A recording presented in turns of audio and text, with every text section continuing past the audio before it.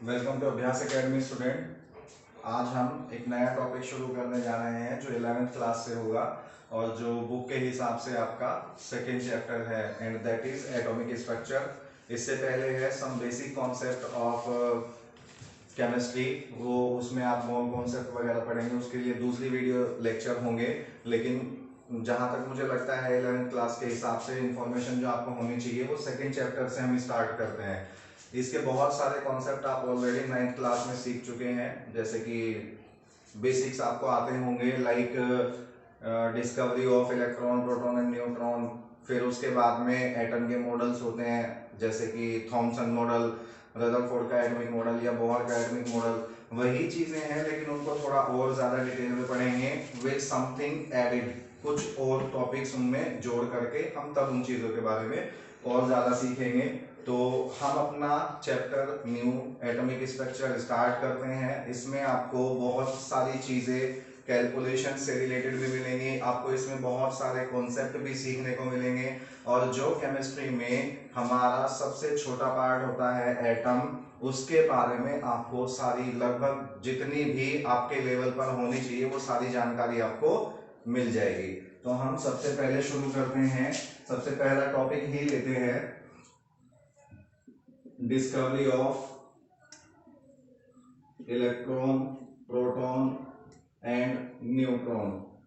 इसकी डिस्कवरी में मैं आपको बहुत ज्यादा डिटेल्स में तो लेके नहीं जाऊंगा, लेकिन जो एक्सपेरिमेंट इनकी डिस्कवरी के लिए किए गए और जिस तरह से इन पार्टिकल्स की डिस्कवरी हुई, मैं आपको उनसे रिलेटेड टॉपिक आपको बताता हूं।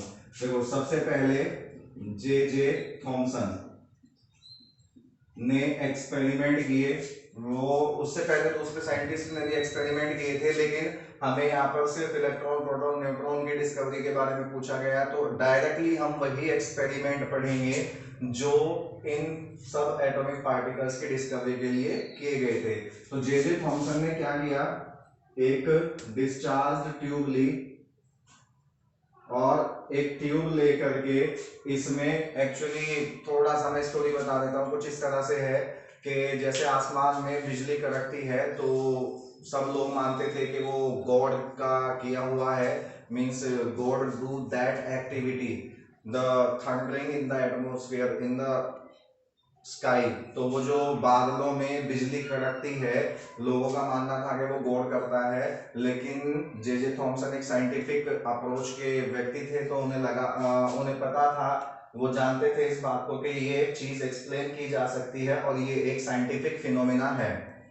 तो वो साइंटिफिक फिनोमिना को एक्सप्रेस करने के लिए, साबित करने के लिए उनकी बहस भी उन लोगों के साथ में हुई जो चर्च में प्रीस्ट हैं, वो इस चीज के खिलाफ भी हो गए।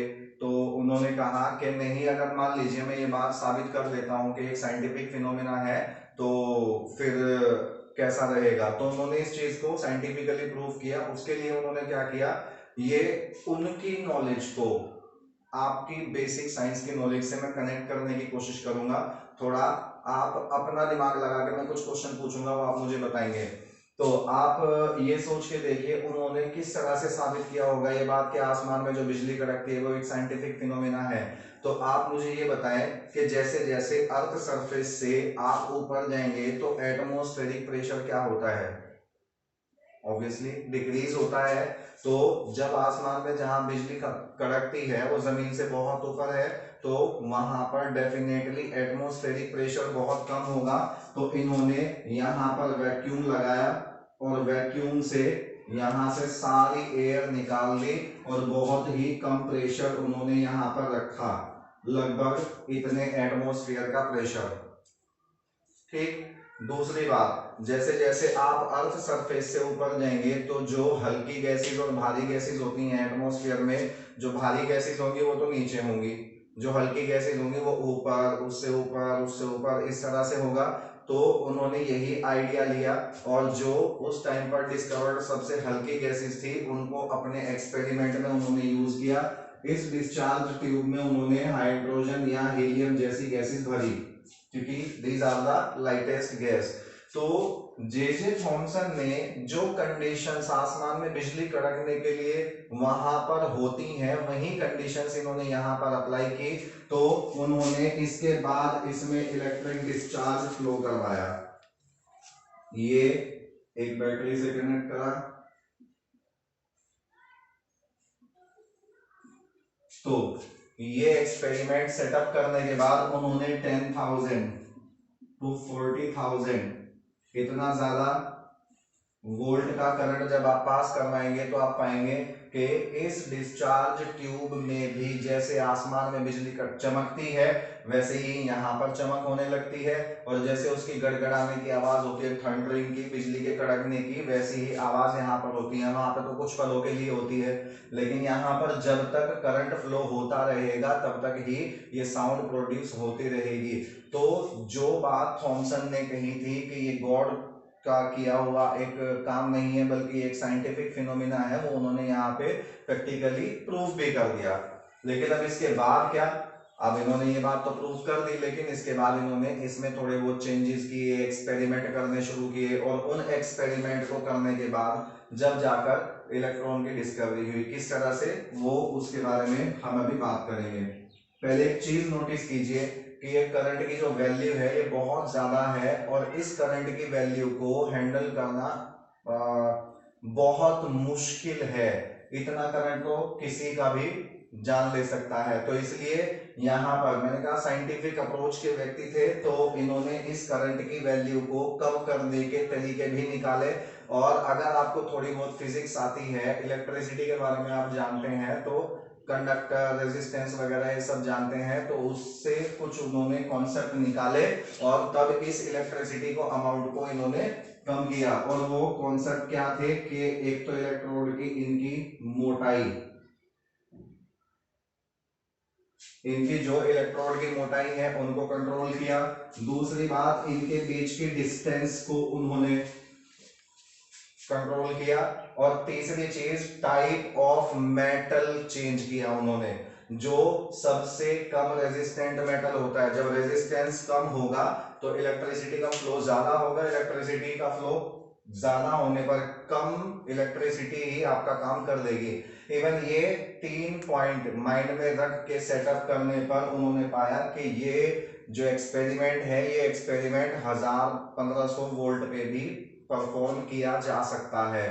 तो ये पॉइंट भी ध्यान रखिएगा कि यहाँ पर इतने ज्यादा करंट को हैंडल करना थोड़ा नहीं बहुत ही मुश्किल काम है। तो उसके लिए क्या अप्रोच हो सकती है, एक तो इन इलेक्ट्रोड के बीच की डिस्टेंस को कैलकुलेट कीजिए, एक इनके टाइप ऑफ मेटल को चेंज कीजिए, और इनकी इलेक्ट्रोड की मोटाई को, ठीक है। उससे एक्सपेरिमेंट में इतने ज्यादा करंट की जरूरत नहीं पड़ेगी, 1000-1500 वोल्ट पे ही एक्सपेरिमेंट हो जाएगा। तो अब इन्होंने कुछ चेंजेस किए इसमें, और कुछ चेंजेस करने के बाद में उन्होंने कुछ ऑब्जर्वेशन किए, और वो ऑब्जर्वेशन इस तरह से थे कि इन्होंने इस डिस्चार्ज ट्यूब के जो ये एंड है, सिरे हैं, यहां पर उन्होंने जिंक सल्फाइड की कोटिंग की। जिंक सल्फाइड, अब जिंक सल्फाइड ही क्यों लिया, क्योंकि जिंक सल्फाइड एक ऐसा कंपाउंड होता है, मान लीजिए मैं यहाँ पर जिंक सल्फाइड की कोटिंग लगा दूं और उस पर किसी भी तरह की कोई भी रे गिरेगी, रेडिएशन गिरेगा, कोई भी रे आके फॉल आउट होगा, स्ट्राइक करेगा, कुछ भी कह लीजिए आप अपनी लैंग्वेज में जो भी आपको समझ में आता है। सपोज कीजिए यहाँ पर एक रेडिएशन आके स्ट्राइक हुआ, तो इस पूरे जिंक सल्फाइड की कोटिंग पे ये डॉट आपको दिखाई देगा। तो इन्होंने क्या किया, जिंक सल्फाइड की कोटिंग की, और जिंक सल्फाइड की कोटिंग करने के बाद में जब इन्होंने सेम एक्सपेरिमेंट को रिपीट किया तो उन्होंने पाया कि इस इलेक्ट्रोड के पीछे जो है यहाँ पर जिंक सल्फाइड पर ग्लो होती है। मैं इसको ऐसे कर देता हूँ, बल्कि इसको ऐसे कर देता हूँ, थोड़ा डिफरेंट रहेगा। तो यहाँ पर चमक पैदा होती है। चमक पैदा होने की वजह क्या हो सकती है, फिर उन्होंने अंदाजा लगाया। अब सपोज करें, मान लीजिए मैं ये कहने लगूं कि मैं यहाँ पर खड़ा हूं तुम्हारे सामने, और इस कंडीशन में मान लीजिए मेरे हाथ पर टॉर्च है, मेरे हाथ में टॉर्च है, और मेरे हाथ में जो टॉर्च है वो मैंने ऑन किया, तो मेरे पीछे लाइट कब जा सकती है, आप साइंस का यूज कीजिए, मेरे पीछे लाइट कब जा सकती है, या तो तब जा सकती है जब मेरे सामने कोई शीशा हो जिससे रिफ्लेक्ट होकर लाइट वापस आ रही हो, क्योंकि लाइट जो है वो स्ट्रेट लाइन में चलती है, तो वो वापस मेरे पीछे जाने से तो रही। चलिए मैं मान लेता हूं मैं यहाँ पे खड़ा हूं और मेरे पीछे जाने पर मेरे पीछे जो है लाइट आ रही है, चमक पड़ रही है, मेरे पीछे जो बोर्ड है इस पे चमक आ रही है, तो आपका अंदाजा क्या होगा, कि वो लाइट कहाँ से आ रही है, डेफिनेटली वो सामने से आ रही होगी। तो यहाँ पर उन्होंने भी यही बात कही कि ये वाला इलेक्ट्रोड जो छोटी लाइन है ये निगेटिव पोल होता है, ये पॉजिटिव पोल होता है, तो ये पॉजिटिव इलेक्ट्रोड होगा जिसे एनोड कहते हैं, और ये आपका निगेटिव इलेक्ट्रोड होगा जिसे हम कैथोड कहते हैं। ठीक है, तो उन्होंने कहा कि कैथोड की तरफ से जो है कुछ रेज निकल रही हैं और वे रेज निकलने के बाद इधर को जा रही हैं और वे रेज एनोड के पीछे चमक पैदा कर रही हैं। दोबारा सुनिए, जब एक्सपेरिमेंट किया जिंक सल्फाइड की कोटिंग करके तो उन्होंने पाया कि एनोड के पीछे चमक आ रही है। तो एनोड के पीछे चमक केवल तब आ सकती है जब कैथोड में से कुछ रेज निकले, और वे रेज निकल करके एनोड के पीछे चमक डाल रही हैं। तो ये रेज एनोड से निकल रही थी, इसलिए इनको कैथोड रेज कहा गया। और ये कैथोड रेज इधर कैथोड से ही निकल रही है। इसको साबित करने के लिए आप क्या कर सकते हैं, देखिए मान लीजिए ये वो डिस्चार्ज ट्यूब है जिसमें यहाँ पर इलेक्ट्रोड लगे हुए हैं, इसमें से यहाँ से रेज निकल रही है। हमने बात की कि ये रेज निगेटिव इलेक्ट्रोड की तरफ से निकल रही हैं। अगर हम यहाँ पर एक इलेक्ट्रिक फील्ड अप्लाई कर दें, मान लीजिए यहाँ पर निगेटिव प्लेट लगा दी और यहाँ पर हमने पॉजिटिव प्लेट लगा दी, तो उन्होंने क्या ऑब्जर्व किया कि ये रेज जो हैं आपकी इधर की साइड में बेंड हो जाती हैं इस तरह से।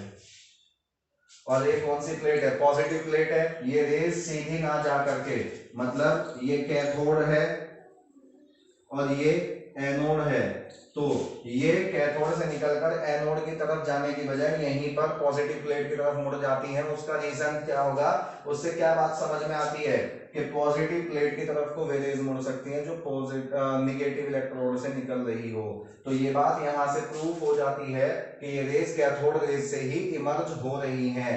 अब इसके बाद एक पॉइंट और ऐड कर देते हैं कि ये रेज जो है, these rays are made of negatively charged particles। ये रेज जो है निगेटिवली चार्ज पार्टिकल्स से मिल करके बनी हुई है। तो उन पार्टिकल्स का नाम जो है इन्होंने रखा इलेक्ट्रॉन। यहां से इलेक्ट्रॉन की डिस्कवरी हुई। पहले एक्सपेरिमेंट से उन्होंने बिजली के कड़कने को प्रूव किया, फिर उसमें कुछ चेंजेस करने के बाद उन्हें कैथोड रेज की डिस्कवरी का पता चला, और उसके बाद फिर उन्होंने जो है ये पता लगाया कि ये रेज जो है निगेटिवली चार्ज छोटे छोटे पार्टिकल से बनी हुई है, और उनका नाम रखा गया इलेक्ट्रॉन, और जिसका सिंबल आपका E- होता है। इस पर अगर हम चार्ज की बात करें तो दुनिया का सबसे छोटा जो चार्ज होता है अभी तक, वो आप इस पे मानेंगे, इस पे होता है सबसे छोटा यूनिट चार्ज कहते हैं एक्चुअली इसको। सबसे छोटी वैल्यू चार्ज की एक इलेक्ट्रॉन की होती है, और ये वैल्यू है -1.6 इंटू 10⁻⁻19 कूलाम। कूलाम चार्ज को नापने की एक यूनिट होती है। ठीक है, तो 1 यूनिट निगेटिव चार्ज सबसे छोटा चार्ज इसी पर होता है। और अगर हम मास की बात करेंगे तो इलेक्ट्रॉन का मास अबाउट 0 माना जाता है, और इसकी एग्जैक्ट वैल्यू की अगर हम बात करेंगे तो 9.8 इंटू 10⁻⁻34 kg या -27 kg। इस तरह से आप इस चीज को याद रख सकते हैं, ये वैल्यूज आपके काम आएंगी। तो यहां से कैथोड रेज की और इलेक्ट्रॉन की डिस्कवरी हो जाती है। इसके बाद अब यहां पर इन कैथोड रेज के कुछ कैरेक्टर के बारे में इन्होंने बात की। वो कैरेक्टर्स क्या थे उसके बारे में छोटे छोटे से इन्होंने इन्हीं एक्सपेरिमेंट में चेंजेस किए, और इन्हीं एक्सपेरिमेंट में चेंजेस करने के साथ साथ इन्होंने जो पॉइंट्स दिए वो एक्सपेरिमेंट कैसे किए मैं आपको बताता हूं। सबसे पहले लेते हैं कि जो कैथोड रेज हैं they travel in a straight line. मैं शॉर्ट में लिख रहा हूं, travel in a straight line. इसका मतलब ये सीधी लाइन में चलती हैं। इसका पता कैसे चला कि वो एक जैसे क्रिश्चियन थे, तो जैसे लोगों के पास में क्रॉस होता है, वो क्रॉस उन्होंने इन रेज के रास्ते में रखा। मीन्स इस डिस्चार्ज ट्यूब में प्लेस किया तो उन्होंने पाया कि जो ये क्रॉस है, अगर मान लीजिए आप एक छोटा सा अजम्पशन कीजिए कि अगर मैं यहाँ पे खड़ा हूं और मेरी परछाई जो है लगभग मेरे सर से ऊपर बने, तो आप क्या इमेजिन करोगे कि वो लाइट कहाँ से आ रही है? बिल्कुल सामने से, ऊपर से या नीचे से? डेफिनेटली नीचे से। नीचे से आएगी तभी तो मेरी परछाई ऊपर बनेगी। और अगर मेरे सर की परछाई मेरे सर की जगह से थोड़ा नीचे बन रही है तो इसका मतलब लाइट ऊपर से आ रही है। और अगर बिल्कुल मेरे सर की परछाई मेरे सर की हाइट के बराबर में बनती है तो इसका मतलब क्या हुआ कि वो जो रेज है, जो लाइट है, वो 180 डिग्री के एंगल से आ रही है, बिल्कुल स्ट्रेट लाइन में आ रही है। इन्होंने ये चीज ऑब्जर्व की कि अगर इसके रास्ते में यहां पर एक क्रॉस प्लेस कर दिया जाए इस तरह से, तो इस क्रॉस की परछाई जो है यहां पर बनती है एनोड की तरफ और वो बिल्कुल 180 डिग्री पर बनती है। तो इसका मतलब हुआ कि जो कैथोड रेज हैं they travel in a straight line. दूसरी चीज, जो कैथोड रेज है they have particle nature, they have particle nature. और इसके लिए उन्होंने क्या किया, जैसे जब हम छोटे होते हैं तो हम क्या करते हैं, एक छोटे थे जब तो एक पत्ते की या कागज की एक चक्री बनाकर उसको लकड़ी वगैरह में लगा के जब भागते हैं तो वो घूमती है ना, याद आया कुछ? उस तरह से उन्होंने एक छोटी व्हील ली और वो छोटी व्हील लेकर के उन्होंने यहाँ पर इसमें प्लेस किया। इसमें प्लेस करने के बाद जब ये कैथोड रेज निकली तो इन्होंने पाया कि ये कैथोड रेज इन पर टकराने के बाद इस छोटे व्हील को रोटेट कर देती है। अब इस बात को ऐसे समझिए, सपोज करें एक डैम है, 10th क्लास में आप ये चीजें सीख चुके हैं, जैसे सोर्सेज ऑफ एनर्जी आपने पढ़ा होगा तो उसमें हाइड्रो पावर प्लांट के बारे में भी सीखा होगा। तो जो डैम होता है उसमें आप सोच के देखो, मैं एक कंडीशन देता हूं आपको, जो हाइड्रो पावर प्लांट होते हैं वहां पर क्या होता है, डैम में वो पानी ऊपर से गिरता है, उसके टरबाइन की जो पंख होते हैं, पंख मीन्स जो पंखुड़ियां होती हैं, व्हील जो होते हैं उसके, उनके ऊपर जब वो पानी गिरता है तो वो टरबाइन चलता है, वो टरबाइन चलने से जनरेटर घूमता है, जनरेटर घूमने से इलेक्ट्रिसिटी पैदा होती है। तो जब पानी गिरेगा उन टरबाइन की पंखड़ियों पर, वो तभी मूव करेगा और वो तभी घूमेगा, तभी उससे इलेक्ट्रिसिटी जनरेट होगी। लेकिन आप सोचिए कि वहां पर पानी नहीं है और सिर्फ सूरज की किरणें आए और वो उसकी पंखड़ियों पर टकराए, तो क्या वो उसको रोटेट कर सकती है? नहीं कर सकती। अब इसमें डिफरेंस समझिए, क्योंकि जो सूरज की किरणें हैं, these are radiation, these are waves, तो वेव्स जो है वो उसे मूव नहीं कर सकती। लेकिन हम पानी की बात कर रहे हैं, वो मूव कर सकता है, because water is a particle, वो एक पार्टिकल है जो उसको मूव कर सकता है। और इसलिए हम यहाँ पर जो हम चरखी की बात कर रहे हैं, वो चरखी भी अगर आप धूप में ऐसे लेके खड़े हो जाएंगे तो शायद वो रोटेट ना हो, लेकिन अगर आप लेके भागेंगे या उस पर फूंक मारेंगे तो वो घूमने लगेगी। उसकी वजह, क्योंकि जो आपने फूंक मारी है उसमें से एयर निकलेगी, एयर पार्टिकल होते हैं, और जैसे ही आप लेके भागेंगे वो हवा में भी पार्टिकल होंगे जो उसको रोटेट करने में हेल्प करेंगे। वैसे ही आप इमेजिन करें अब आप कि अगर ये रेज यहां से निकलती हैं और ये से रोटेट कर देती हैं, तो ये रेज आपकी किस नेचर की होंगी? तो ये रेज जो है आपकी वेव नेचर की होंगी या पार्टिकल नेचर की होंगी? वेव नेचर की होती तो ये इसको घुमा ही ना पाती, तो ये घुमा नहीं पाएंगी अगर वेव नेचर की होती। और घूम रहा है, एक्सपेरिमेंट में ये बात साबित हो रही है कि घूम रहा है, तो इससे ये बात पता चलती है कि ये जो रेज यहां से निकलती है इनकी पार्टिकल नेचर होती है। इसके अलावा एक चीज हमने अभी नोटिस की कि जब हम इलेक्ट्रिक फील्ड लगा देते हैं तो ये इलेक्ट्रिक, तो अभी जैसे नोटिस किया कि ये जब इलेक्ट्रिक फील्ड लगाया गया था तो ये रेज जो है मूव हो गई थी, ये बैंड हो गई थी, तो हम ये लिखेंगे कि इलेक्ट्रिक फील्ड डेविएट। देन इसका मतलब हुआ कि इलेक्ट्रिक फील्ड में ये रेज जो है कैथोड रेज डेविएट हो जाती हैं, अपने रास्ते से मुड़ जाती हैं और पॉजिटिव प्लेट की तरफ मुड़ जाती हैं। और इसी तरह से likewise in magnetic field, magnetic field में भी ये डेविएट हो जाती हैं और अपने रास्ते से थोड़ा इधर उधर मुड़ जाती हैं। अब इसके बाद में कुछ पॉइंट ऐसे हैं जैसे कि ये एक्सपेरिमेंट अभी हमने किया था कि जिंक सल्फाइड लगाते हैं तभी तो इनका ऑब्जर्वेशन हुआ था, तो ये पॉइंट हम लिख सकते हैं, they affect zinc sulphide plate. तो इसको हम कहेंगे कि ये zinc sulphide produces fluorescence on ZNS। Zinc sulphide की प्लेट पर ये जो है फ्लोरेसेंस का मतलब होता है चमक पैदा करना, चमक पैदा करती है। फिफ्थ पॉइंट की अगर हम बात करेंगे, दे अफेक्ट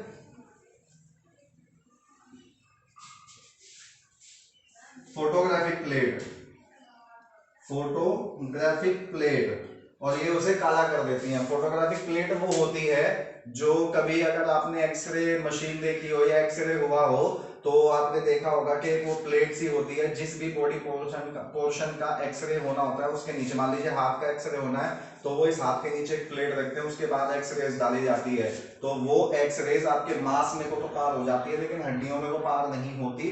तो हड्डियों में पार ना होने की वजह से उन हड्डियों की परछाई उस फोटोग्राफिक प्लेट पर छप जाती है और वो उसे फिल्म पे उतार के आपको दे देते हैं, वो फोटोग्राफिक प्लेट होती है। तो वहां पर ये कहेंगे कि उस फोटोग्राफिक प्लेट को जो है वो काला कर देती है। तो ये कुछ कैरेक्टर हैं इनके कैथोड रेज के जो आपको लिखने होते हैं, आप इन्हें नोट कीजिएगा। आपको इवन एनसीईआरटी में ये थोड़ा डिटेल्स में भी मिल सकते हैं और रिफ्रेशर बुक्स में तो आपको मिल ही जाएंगे। तो ये कुछ एक्सपेरिमेंट थे जो जे थॉमसन ने कैथोड रेज की डिस्कवरी के लिए, इलेक्ट्रॉन की डिस्कवरी के लिए और इन कैथोड रेज की नेचर के लिए इन्होंने कुछ एक्सपेरिमेंट किए थे। ठीक है, इसके बाद एक एक्सपेरिमेंट और है जो आपकी बुक में दिया हुआ है, molecular soil drop experiment, that is not so important, लेकिन आपको फिलहाल तो नहीं है, लेकिन ये है कि उसके बारे में एटलीस्ट जानकारी होना जरूरी है कि उस एक्सपेरिमेंट से हुआ क्या और वो एक्सपेरिमेंट किया क्यों गया था। ठीक है, हम उसके बारे में बात करते हैं। उस एक्सपेरिमेंट में उन्होंने क्या किया, एक बॉक्स लिया और उस बॉक्स में एक एटोमाइजर लिया, एटोमाइजर मतलब लाइक बॉटल जिसमें स्प्रे, जैसे नाई के वहां पे स्प्रे होता है ना, वैसा स्प्रे टाइप का लिया और उसमें ऑयल लिया। ऑयल लेने के बाद उन्होंने वो ऑयल का स्प्रे इसके अंदर किया, यहां पर एक प्लेट लगाई, मेटल प्लेट, और इसमें छोटा सा छेद, यहां पर इस तरह से उन्होंने छोटा सा इसमें होल छोड़ दिया। यहां पर इन प्लेट को उन्होंने इलेक्ट्रिक फील्ड से जोड़ दिया। इलेक्ट्रिक फील्ड से जोड़ने के बाद अब आप सोच के देखिए कि जो वाटर ड्रॉपलेट्स हैं, ये ऑयल ड्रॉपलेट्स हैं, ये ऑयल ड्रॉपलेट्स ग्रेविटी की वजह से यहां पर नीचे जाएंगी, और ग्रेविटी किस चीज पर लगती है, जिस चीज में मास होता है, तो डेफिनेटली मास की वजह से ये जो ऑयल ड्रॉप्स हैं ये डाउनवर्ड जाएंगी। लेकिन अगर आप इलेक्ट्रिक फील्ड लगा दें, यहाँ पर पॉजिटिव प्लेट रखेंगे, यहाँ पर नेगेटिव प्लेट रखेंगे, तो ये ऑयल ड्रॉप नेगेटिवली चार्ज होती हैं। नेगेटिवली चार्ज होने की वजह से आप पॉजिटिव चार्ज अप्लाई कीजिए, पॉजिटिव चार्ज अप्लाई करने पर इतना पॉजिटिव चार्ज अप्लाई कीजिए कि ये ऑयल ड्रॉप जो नेगेटिवली चार्ज है उसे ऊपर की तरफ अट्रैक्ट करने लगे। अब देखिए दो सिचुएशन होगी, एक ऑयल ड्रॉप ले लेते हैं जो ग्रेविटी की वजह से तो नीचे जाएगी और इस पॉजिटिव चार्ज की वजह से वो ऊपर हो जाएगी। अगर हम इसे स्टेशनरी फेज में लेके आ जाए, मतलब इतना इलेक्ट्रिक चार्ज अप्लाई कर दें कि ग्रेविटी की वजह से वो नीचे भी ना जा पाए और इलेक्ट्रिक फील्ड की वजह से वो ऊपर भी ना आ पाए, तो हम यहां से इस चार्ज की, जितना चार्ज हमने अप्लाई किया है उस चार्ज की वैल्यू को मेजर कर सकते हैं और ग्रेविटेशनल फोर्स से जो है उसका मास भी पता लगाया जा सकता है। तो मोलिक्यूलर ड्रॉप एक्सपेरिमेंट से एक्चुअली हमें पता चलता है E/m का रेशो, जो इसके चार्ज और मास का रेशो होता है। चार्ज 1.6 इंटू 10⁻⁻19 और मास होता है 9.1 इंटू 10⁻34 kg। ये इसका रेशियो निकाला जा सकता है इस एक्सपेरिमेंट की हेल्प से। तो ये एक्सपेरिमेंट उस चीज को एक्सप्लेन करता है।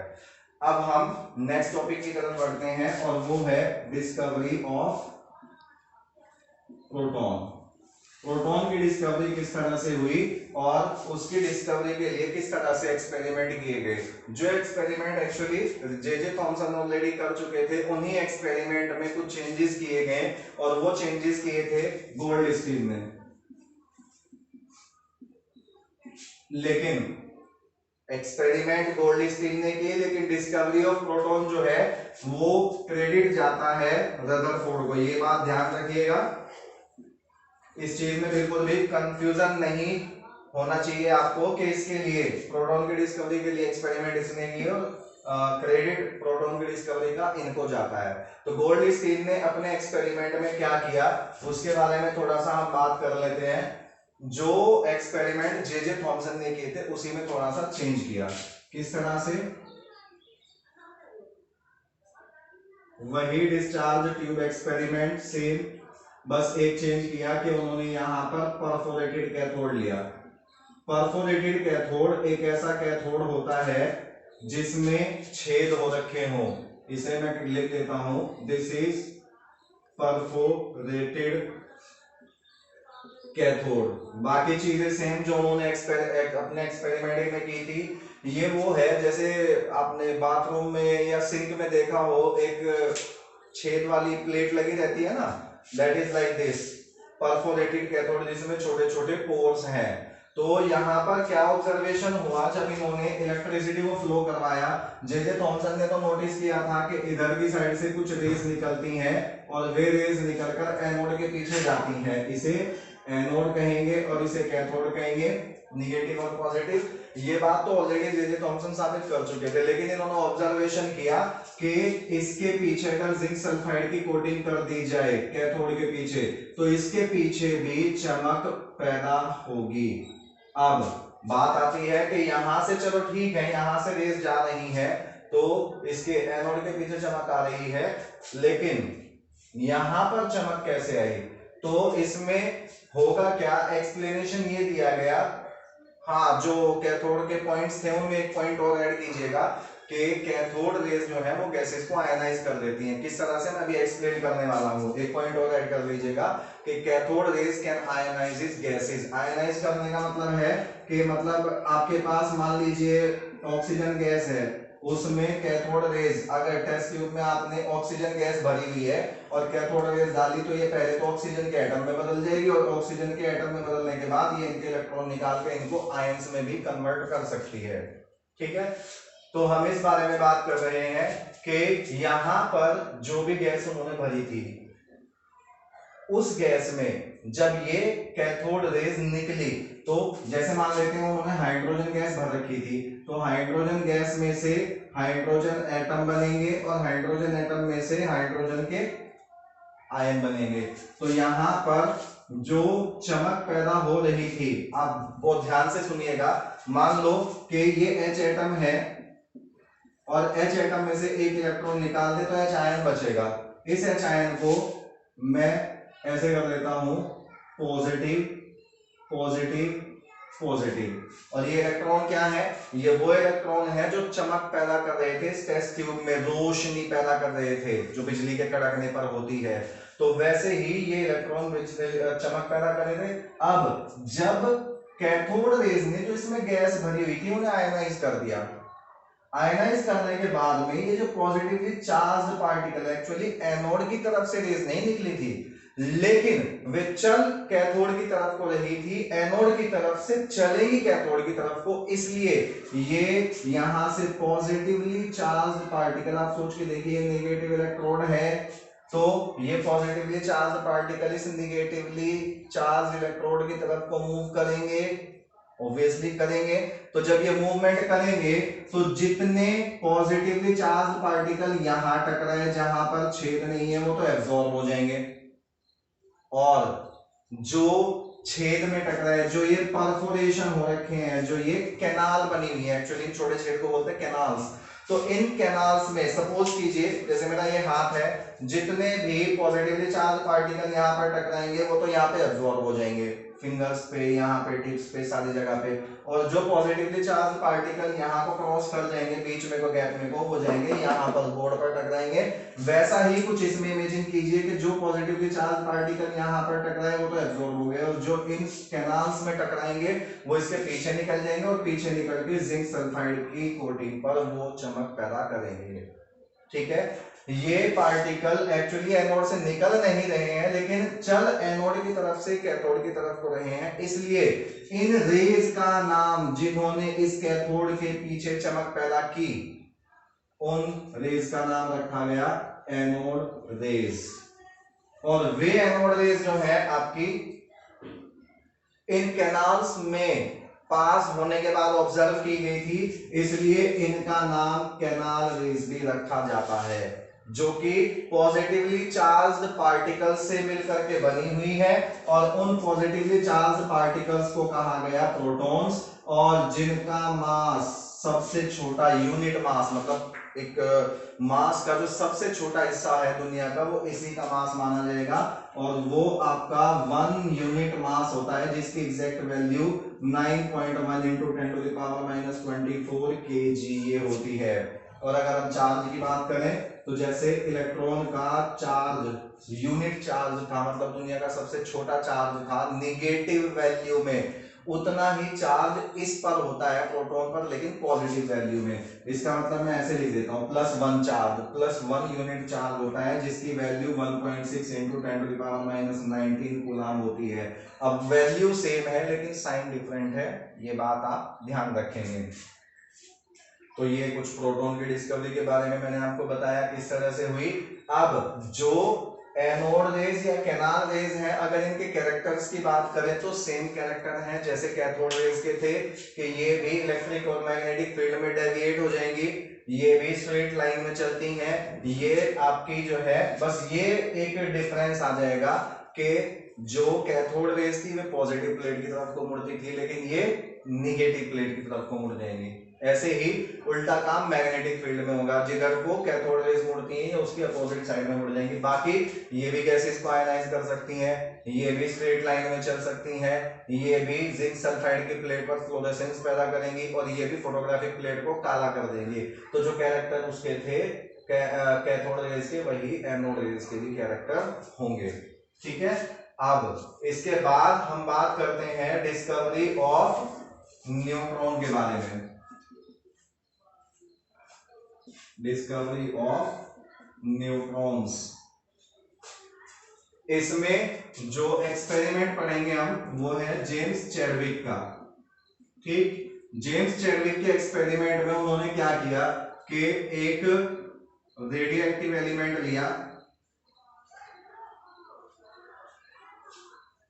थोड़ा सा रेडियो एक्टिव एलिमेंट के बारे में आप 9th क्लास में ऑलरेडी पढ़ चुके हैं, नाम तो सुना ही होगा आपने, लेकिन फिर भी चलो मैं आपको एक आइडिया देता हूं इसके बारे में कि ये हम क्या पढ़ रहे हैं। जो रेडियो एक्टिव वर्ड हमने यूज किया है, इसका मतलब क्या है, कौन से एलिमेंट ऐसे होते हैं जो रेडियो एक्टिव होते हैं। तो नेचर में कुछ ऐसे एलिमेंट होते हैं, मान लीजिए मैं ये कहूँ कि ये एक रेडियो एक्टिव एलिमेंट है, तो मैं इसे लाके यहाँ पर आपके सामने रख दूं, तो इसमें से अपने आप रेडिएशन निकलने लगेंगे, कुछ रेज निकलने लगेंगी। ये एलिमेंट नेचुरली जब निकलती हैं रेज, तो ये एलिमेंट जिसमें से नेचुरली रेज निकलेंगी वो रेडियो एक्टिव एलिमेंट, वे जो रेज निकल रही हैं वो आपकी कहलाएंगी रेडियो एक्टिव रेज, और ये प्रोसेस कहलाती है रेडियो एक्टिविटी। तो उन्होंने यहाँ पर सपोज कीजिए मैं वो रेडियो एक्टिव एलिमेंट ले लेता हूँ, वो लिया रेडियो एक्टिव बेरिलियम Be। तो उन्होंने ऑब्जर्व किया, जैसे आपने नाम सुने भी होंगे अल्फा बीटा और गामा रेज के, तो इन्होंने पाया कि इस रेडियो एक्टिव रेज में से, रेडियो एक्टिव एलिमेंट में से जब रेज निकलती हैं, कुछ रेज तो ऐसी होती हैं जो आपकी, सपोज कीजिए ये पॉजिटिव इलेक्ट्रोड है जो पॉजिटिव पोल की तरफ चली जाती हैं, कुछ रेज ऐसी होती हैं जो आपकी निगेटिव इलेक्ट्रोड की तरफ चली जाती हैं, और कुछ रेज ऐसी होती हैं जो किसी भी तरफ को डेविएट नहीं होती, वो स्ट्रेट निकल जाती हैं, इनको हम गामा रेज कहते हैं। ठीक है, जो पॉजिटिव प्लेट की तरफ को जाती हैं तो डेफिनेटली निगेटिवली चार्ज होंगी, इनको हम बीटा रेज कहते हैं। जो निगेटिव इलेक्ट्रोड की तरफ जाएंगी, अट्रैक्ट होंगी, वो पॉजिटिव रेज होंगी, और वो पॉजिटिव रेज जो है,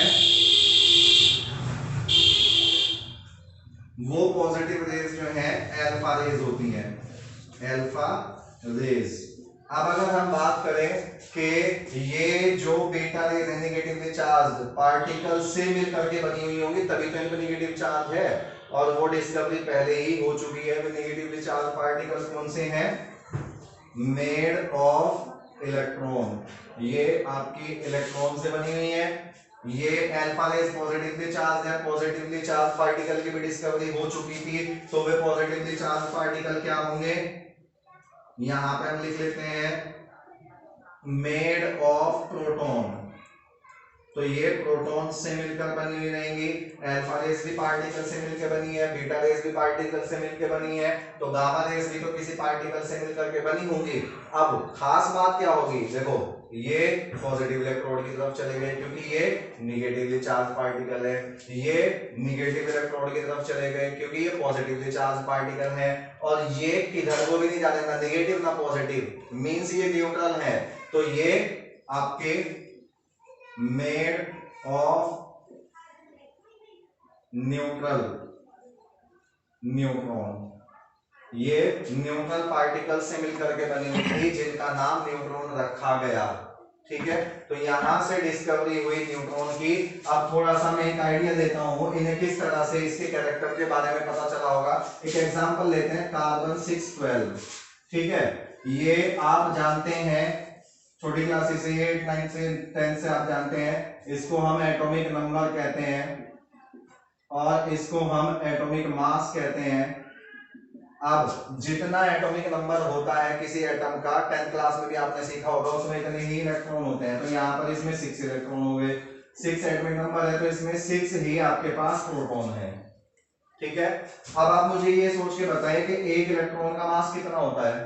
एक इलेक्ट्रॉन का मास होता है 0, तो 6 इलेक्ट्रॉन का मास कितना हो जाएगा, 0।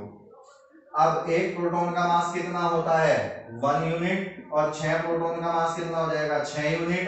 तो ये कितना आ रहा है, total mass of this atom should be 6 unit. लेकिन मास तो इसका यहां पर 12 आ रहा है, फिर ऐसा कैसे हो सकता है। तो चेडविक ने इस तरह से कोई एलिमेंट का ये मान लेते हैं, ये लिया, इस तरह से उन्होंने आइडिया लगाया कि भाई इलेक्ट्रॉन का मास 0 होता है तो कितने भी इलेक्ट्रॉन हो वो तो 0 कर देंगे मास को, और प्रोटॉन का मास 1 यूनिट होता है तो इस 1 यूनिट की वजह से मास उतना तो नहीं आता जितना एलिमेंट का है। तो उन्होंने यहाँ पे आइडिया दिया कि ये जो न्यूट्रल पार्टिकल है, ये न्यूट्रल पार्टिकल, मैं अगर बात करूं न्यूट्रॉन के चार्ज की, तो इस पर चार्ज होगा 0, मींस कोई चार्ज नहीं है।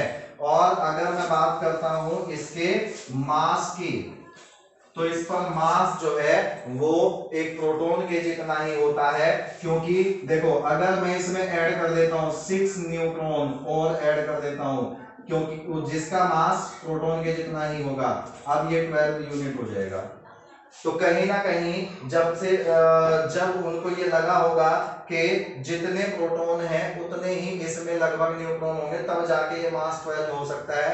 तो एक तो आइडिया यहां से मिलता है, दूसरा ये गामा रेज जो उन्होंने ऑब्जर्व की वहां से उनको न्यूट्रॉन का आइडिया मिलता है। तो इसका मास जो है 1 यूनिट होता है और उसकी वैल्यू उतनी ही है 9.1 × 10⁻24 kg। इस तरह से इसके चार्ज और मास के बारे में हमें पता चलता है। तो ये कुछ बेसिक आइडियाज थे, एक जो स्टोरी के जैसे मैंने आपको बताए हैं कि इलेक्ट्रॉन, प्रोटॉन और न्यूट्रॉन की डिस्कवरी किस तरह से हुई, वो चीजें आप 9th क्लास में ऑलरेडी सीख चुके हैं। लेकिन ये है कि यहाँ पे अब आपको उनको रिवाइंड करवाना जरूरी है ताकि आगे के कॉन्सेप्ट सीखने में आपकी हेल्प कर सके। तो यहाँ तक हमें ये पता चल जाता है कि एटम जो है वो 3 तरह की चीजों से मिलकर के बना हुआ है, और वो है इलेक्ट्रॉन, प्रोटॉन और न्यूट्रॉन। और दुनिया के हर एक एलिमेंट में ये तीनों पार्टिकल पाए जाते हैं, इसलिए इनको सब एटॉमिक पार्टिकल्स भी कहा जाता है। और सब एटॉमिक पार्टिकल्स हर एक एलिमेंट में होते हैं, केवल एक एलिमेंट ऐसा है जिसमें एक एटॉमिक पार्टिकल नहीं होता है, एंड दैट इज 1H1। अगर आपको इलेक्ट्रॉन और प्रोटॉन कैलकुलेट करने आते हैं जो 9th क्लास में सिखाया जाता है, तो इसमें एक इलेक्ट्रॉन है, इसमें एक ही प्रोटॉन है, और न्यूट्रॉन कैसे निकालते हैं, एटॉमिक मास में से एटॉमिक नंबर घटा देंगे तो 0 न्यूट्रॉन बचेंगे। ये तीनों चीजें इसमें इस तरह से है। तो केवल एक 1H1 ऐसा एलिमेंट है जिसमें न्यूट्रॉन नहीं होते। आज तक जितने भी एलिमेंट डिस्कवर हो चुके हैं, नहीं तो सब में इलेक्ट्रॉन, प्रोटॉन और न्यूट्रॉन सब चीजें पाई जाती हैं। रही बात ये कैलकुलेशंस की, तो उसके बारे में आप चिंता ना करें, आपको भले ही याद नहीं है या आपने सीखे नहीं थे, तो इस चैप्टर में हम वो सारी चीजें सीखने वाले हैं, वो चीजें हम सीखेंगे। और उसके बारे में अब हम आगे बात करेंगे कि एटम जो है, ये तो हमें पता चल गया